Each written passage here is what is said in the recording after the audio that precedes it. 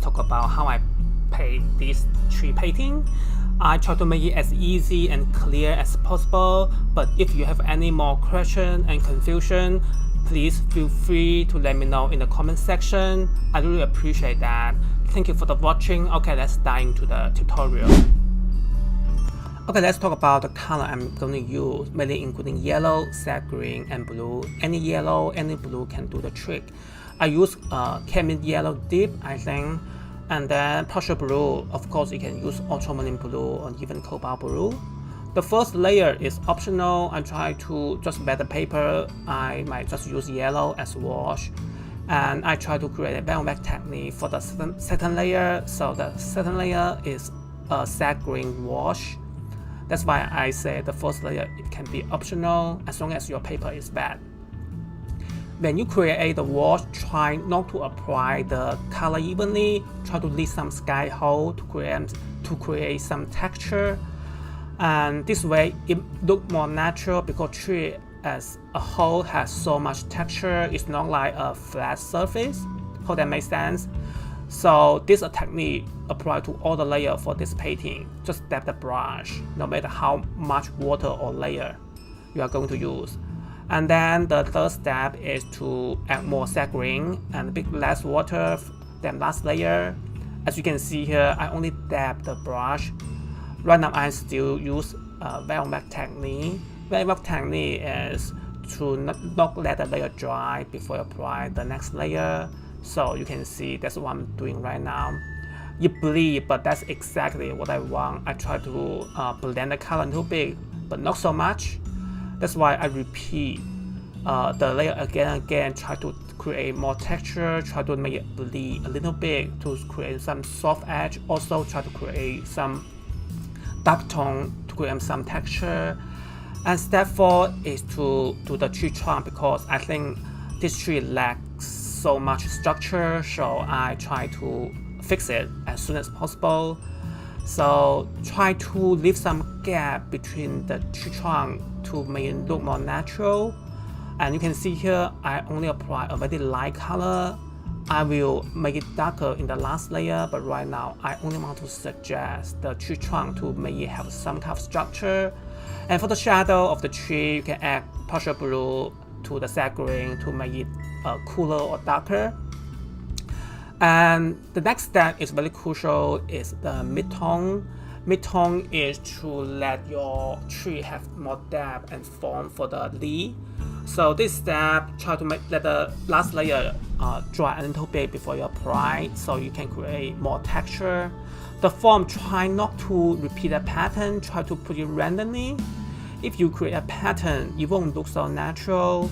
And this is the hardest layer. It took me a while to nail the technique, but with practice, I think you can make it perfect. Don't get stressed out if it doesn't look like a tree. You can just keep going. Just keep going. Don't stop. Eventually, you will come together very soon. And you can see here, I only dab the brush. As I say, this technique applies to all the layers for this painting. So try not to apply the color evenly, only dab. Try to create individually like that. Also, I feel like the shadow lacks some value, so I add more color to the shadow. The form of the leaf is like glue together, so when you do the leaf, try to also glue them together for one area and leave some gap. I know it's a little bit tricky to explain, but you just need to practice. Just follow what I'm doing right now, and eventually you get what I say. And tree, I think is the hardest subject matter for me because I really good at architecture. I really good at still life because they have like some kind of form. But tree is very organic. You can make a tree look like anything. So if you are not too careful, repeat the pattern again and again, you won't look like a tree. So tree is very hard, but it's very crucial for so many landscape. Even for your portrait, there may be a tree behind the person. So I hope you can nail the tree technique from this video. As you can see here, I still try to do the mid-tone. I try to build up all the form. I try to build up the depth of the leaf and try to place the leaf randomly so it's more natural. And I have a photo reference. I just Google it. Any photo reference of like summer tree can do this painting. Photo reference is just a photo reference. I don't just follow exactly the shade, otherwise it will drive me nuts. And as you can see here, I try to dab the brush as I say, and you just repeat again and again. In the end, you will know where to dab. And the final step is to do the darkest dark. These I get so nervous because if I go too dark, I can pull back. But the beauty of watercolor is after you dry, you won't be as dark as you think. But right now you see it is so dark because it is not dry yet. After you dry, you will become lighter. So don't get so stressed about how dark I am applying. At the end, you will see it's not as dark as you think after you dry.